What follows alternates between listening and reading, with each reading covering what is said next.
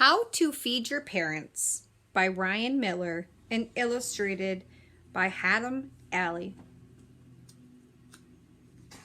It's an interesting title. How to Feed Your Parents.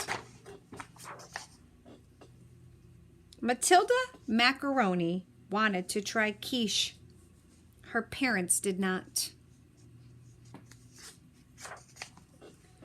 The list of things Mr. and Mrs. Macaroni would eat was very short. Chicken, only in nugget form with barbecue sauce. Elbow macaroni, only mixed with orange-colored powder from a packet. Burgers, only from a bag with ketchup, fries, and a toy.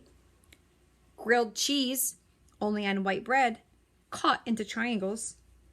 Pizza, only topped with pepperoni and delivered to their door.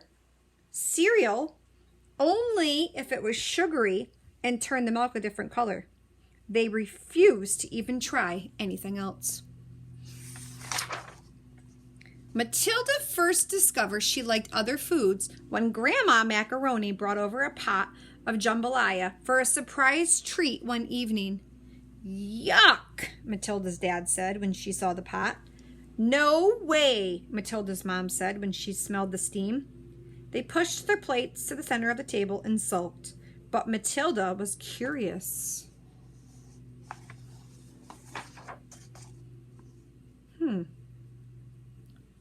She's putting her spoon in.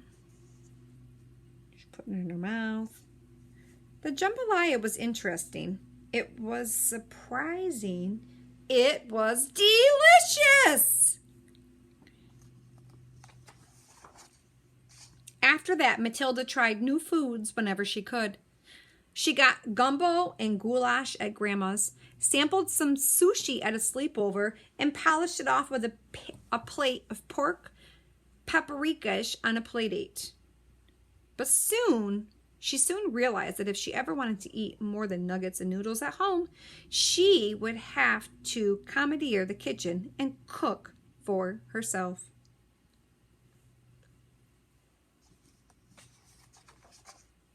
She started by learning how to crack eggs. First, she didn't tap them hard enough to break the shell.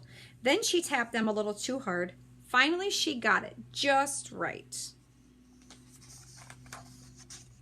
She worked with her grandma to learn oven safety and knife safety and all of the other safeties that she could think of.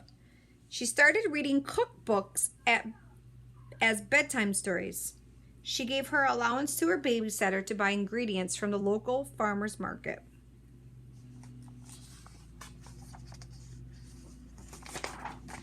Matilda practiced with a willing grown-up whenever she could. Soon she had perfected paella, mastered miso soup, and conquered croquettes. She wanted to share every dish with her parents. She knew they would enjoy them if they could only try them. So she came up with a plan. I'll handle dinner tonight, she said one morning at breakfast. No quiche, her mom said. Nothing funny, her dad added. Burgers, Matilda said. Just burgers? Her parents were both running late, so they slurped the bright purple milk from the bottom of their bowls and agreed. That night, Matilda's parents stared skeptically at the food in front of them. This doesn't look like what I like, her dad whined. It's a hamburger, Matilda said innocently. I'm going to warm up some leftovers, her mom said.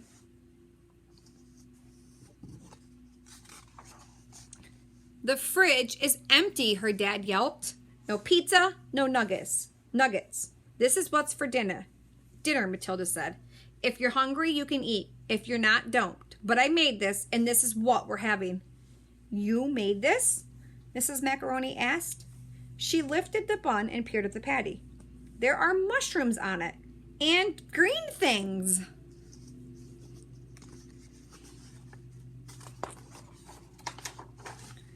That's arugula, Matilda said. You're going to love it.